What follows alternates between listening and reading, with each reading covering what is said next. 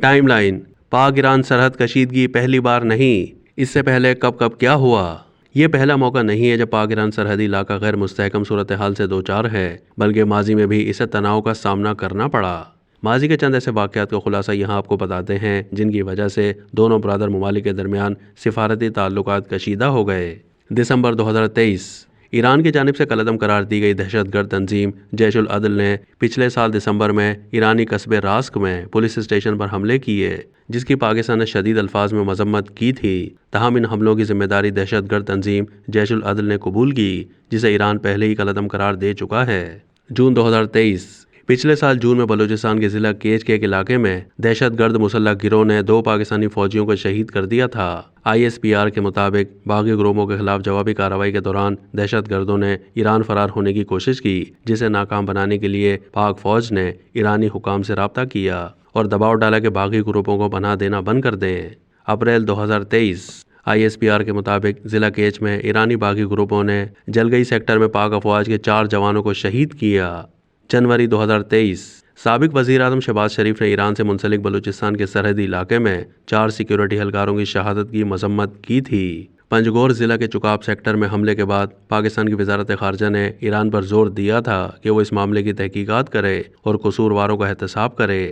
اسلام آباد میں ایرانی سفارت خانے نے بھی اس حملے کی مذمت کی تھی۔ ستمبر 2021: سیکیورٹی خدشات کی وجہ سے 4 مہینے کی بندش کے بعد 20 ستمبر کو جب 2 طرفہ تجارت کے لیے دوبارہ سرحدیں کھولی گئیں تو ایران میں پناہ لینے والے دہشت گردوں کی جانب سے ایران کی سرحدی حدود سے فائرنگ کی گئی، جس کے نتیجے میں پاک فوج کا ایک جوان شہید ہو گیا تھا۔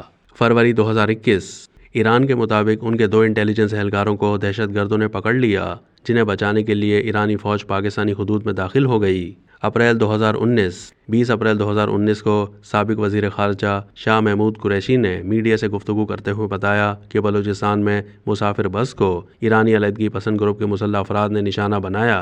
علیحدگی پسند گروپ کی جانب سے ہونے والے اس حملے کے نتیجے میں بحریہ کے 10 افسران، فضائیہ کے 3 اور 1 کوسٹ گارڈ شہید ہو گئے۔ دسمبر 2018: 6 دسمبر 2018 کو ایران کے شہر چابہار میں پولیس ہیڈ کوارٹر پر خودکش حملہ کیا گیا، جس کے نتیجے میں 4 پولیس اہلکار جاں بحق اور 42 عام شہری زخمی ہو گئے۔ ایران کے اس وقت کے وزیر خارجہ جواد ظریف نے اس حملے کی ذمہ داری پاکستان میں پناہ لینے والے دہشت گردوں پر عائد کی تھی، جبکہ پاکستانی وزارت خارجہ نے اس حملے کی شدید الفاظ میں مذمت کی۔ اکتوبر 2018: 16 اکتوبر 2018 کو ایران کی اعلیٰ سیکیورٹی فورس کو مبینہ طور پر پاکستان سے منسلک جنوب مشرقی سرحد سے اغوا کر لیا گیا تھا۔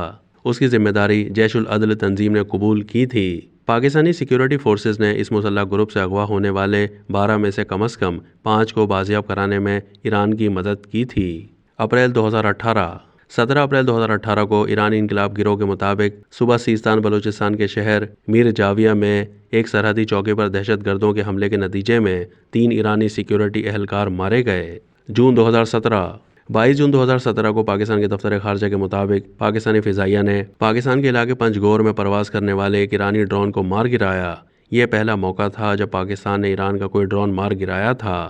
اپریل 2017: 26 اپریل 2017 سیستان بلوچستان کے شہر میر جاویہ میں 10 ایرانی سرحدی محافظ مارے گئے، جن کی ذمہ داری جیش العدل نے قبول کی تھی۔ واضح ہے کہ ایرانی کالعدم تنظیم جیش العدل 2013 سے ایرانی سرحدی سیکیورٹی فورسز کے خلاف سرگرم ہے۔